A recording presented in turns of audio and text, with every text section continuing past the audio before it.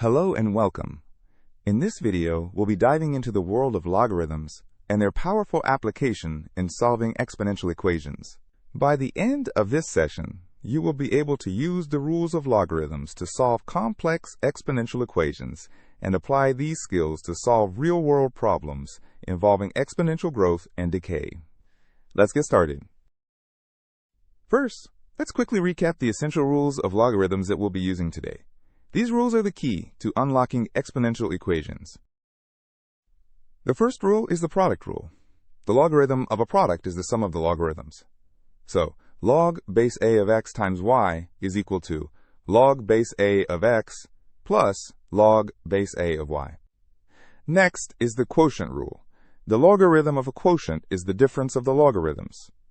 Log base a of x divided by y is log base a of x minus log base a of y. And finally, the power rule. This is the most important one for solving exponential equations.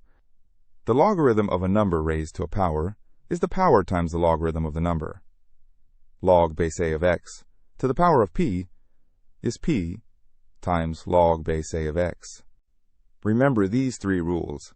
They are the tools we'll use to bring the unknown exponent down to a solvable level. Let's start with a worked example. We want to solve the equation 3 times 2 to the power of x equals 5 to the power of x minus 1. Our goal is to find the value of x. Notice that the unknown, x, is in the exponents on both sides of the equation. When the unknown is in the exponent, taking logarithms of both sides is a great strategy. It allows us to use the power rule to bring the exponents down. So we'll take the logarithm of both sides. You can use any base, but the natural logarithm, ln, is often convenient. Now let's use our logarithm rules to simplify. On the left side we have a product, so we use the product rule. This gives us ln of 3 plus ln of 2 to the power of x. On both sides, we can now apply the power rule to bring the exponents down as factors. The x comes down from the exponent of 2, and the entire expression x minus 1 comes down from the exponent of 5. This is the crucial step that makes the equation solvable. Now we have a linear equation in terms of x. Our next step is to expand the brackets and gather all the terms containing x on one side of the equation. Expanding the right side gives us x times ln of 5 minus ln of 5. Let's move the x terms to the right and the constant terms to the left. We add ln of 5 to both sides and subtract x times ln of 2 from both sides. Now that all the x terms are together, we can factor out x. Factoring out x on the right side gives us x times the quantity ln of 5 minus ln of 2. To isolate x, we just need to divide both sides by the term in the brackets.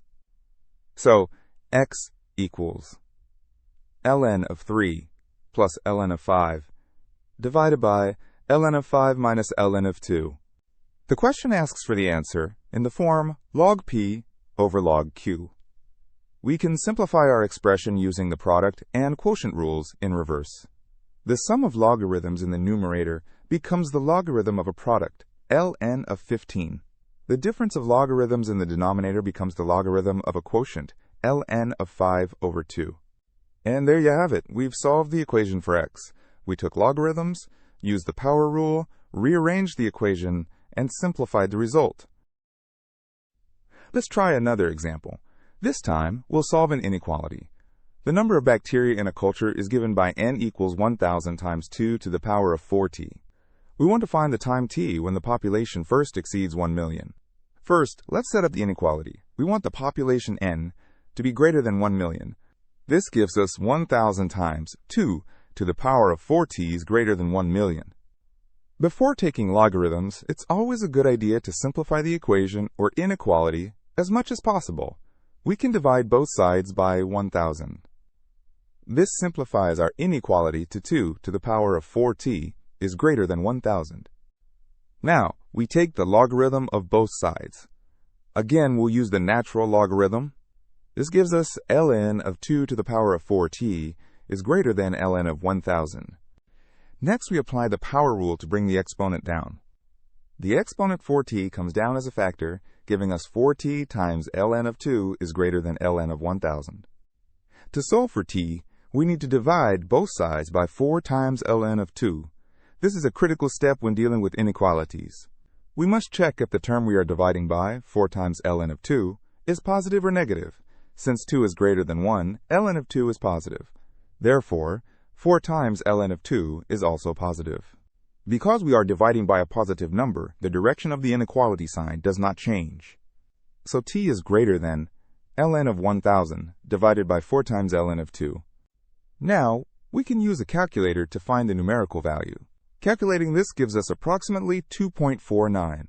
This means the population will exceed 1 million after 2.49 hours. The question asks for the time. 2.49 hours is 2 hours and 0.49 times 60 minutes, which is about 29 minutes. So, if the culture started at 8 a.m., the population will exceed 1 million at approximately 10:29 a.m. Let's tackle a more complex equation. We need to solve 3 to the power of 2x equals 4 to the power of x minus 1. Again, the unknown x is in the exponents, so we'll take the natural logarithm of both sides.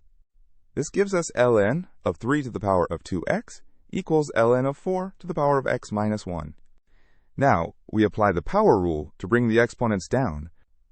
The exponent 2x comes down on the left, and the exponent x minus 1 comes down on the right. Next, we expand the right side of the equation. This gives us 2x ln of 3 equals x ln of 4 minus ln of 4. Now, we need to gather all the terms containing x on one side. Let's move the x ln of 4 term to the left side. Subtracting x ln of 4 from both sides gives us 2x ln of 3 minus x ln of 4 equals negative ln of 4. Now, we factor out x from the left side. This gives us x times the quantity, 2 ln of 3 minus ln of 4 equals negative ln of 4. To isolate x, we divide both sides by the term in the brackets. So x equals negative ln of 4 divided by 2 ln of 3 minus ln of 4. We can simplify the denominator using the power and quotient rules. 2 ln of 3 is ln of 3 squared, which is ln of 9. So the denominator becomes ln of 9 minus ln of 4, which simplifies to ln of 9 over 4. Our expression for x is now negative ln of 4 divided by ln of 9 over 4. We can also use the property that negative ln of 4 is the same as ln of 1 over 4. This gives us x equals ln of 1 over 4 divided by ln of 9 over 4. This is our exact solution. Using a calculator, we can find the approximate value. X is approximately negative 1.23. Let's look at another type of problem, a disguised quadratic equation. Consider the equation 2 to the power of 2x minus 3 times 2 to the power of x plus 2 equals 0. This doesn't look like a quadratic equation at first glance, but we can make a substitution to reveal its true form. Notice that 2 to the power of 2x can be written as 2 to the power of x squared.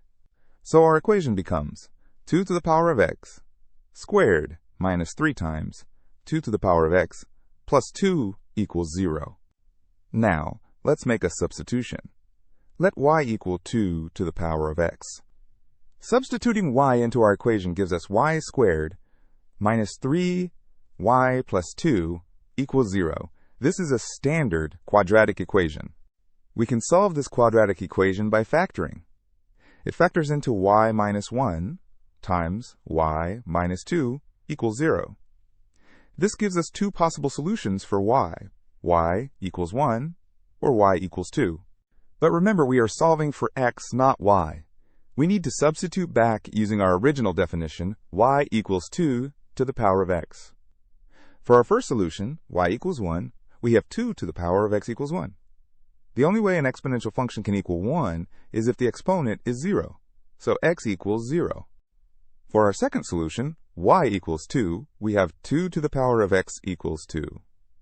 This means x must be 1.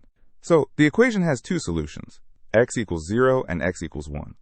By recognizing the disguised quadratic form, we were able to solve this equation.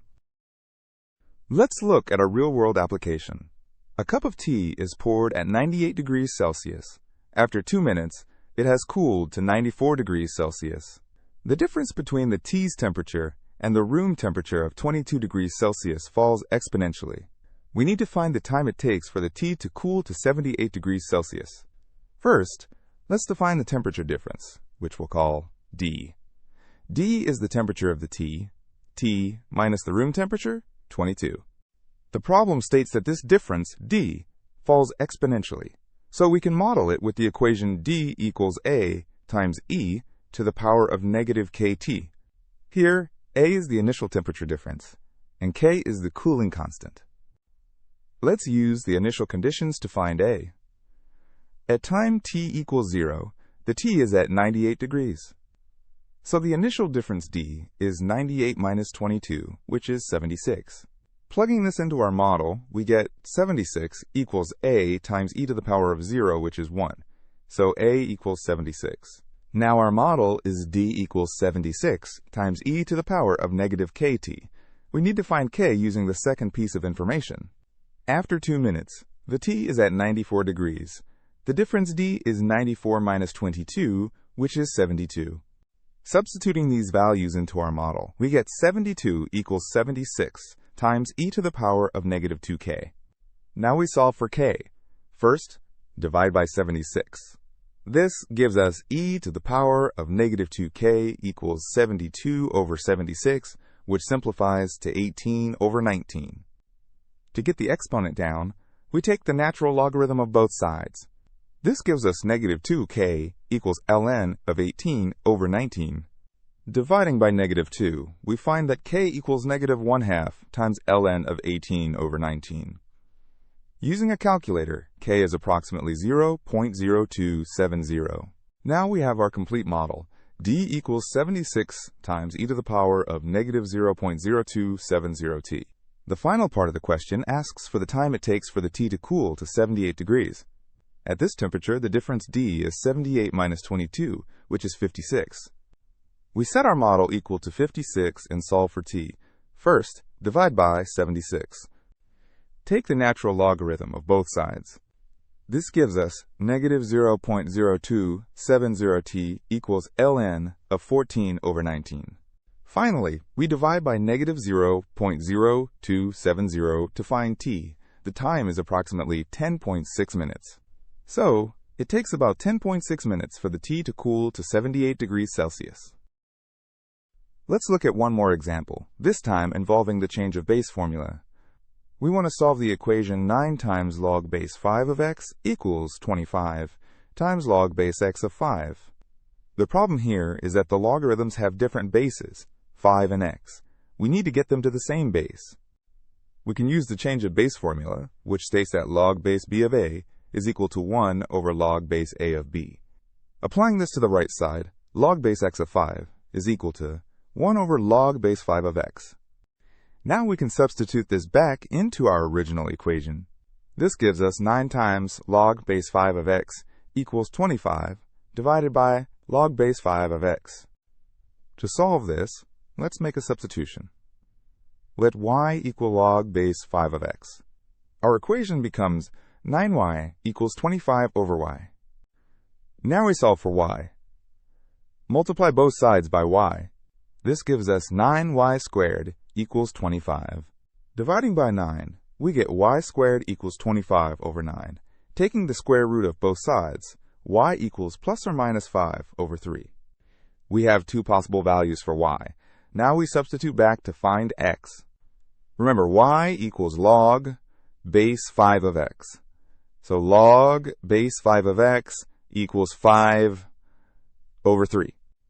To solve for x, we convert this logarithmic equation into an exponential equation.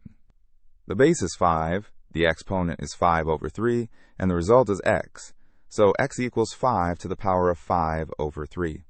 For our second solution, y equals negative 5 over 3, we have log base 5 of x equals negative 5 over 3. Converting to exponential form, we get x equals 5 to the power of negative 5 over 3. So our two exact solutions are 5 to the power of 5 over 3 and 5 to the power of negative 5 over 3. This example shows how the change of base formula can be used to solve equations with mixed logarithmic bases. Let's quickly recap what we've learned today. We've seen how logarithms are an essential tool for solving equations where the unknown is in the exponent. The key steps are to take the logarithm of both sides, use the power rule to bring the exponent down, and then solve the resulting linear equation. We also saw how to handle inequalities, disguise quadratic equations, and equations with different logarithmic bases. Now it's your turn to practice. Here are 5 questions for you to work through. Pause the video and give them a try. Here are the questions. Remember to use the techniques we've covered. Welcome back. Let's go through the answers. For question 1, x is approximately 4.58. For question 2, x equals 0 or x equals 2. For question 3, x is approximately 2.29. For question 4, x equals 2. And for question 5, it will take approximately 13.9 years. I hope this video has helped you understand how to solve exponential equations using logarithms. Keep practicing, and you'll master this skill. Thank you for watching.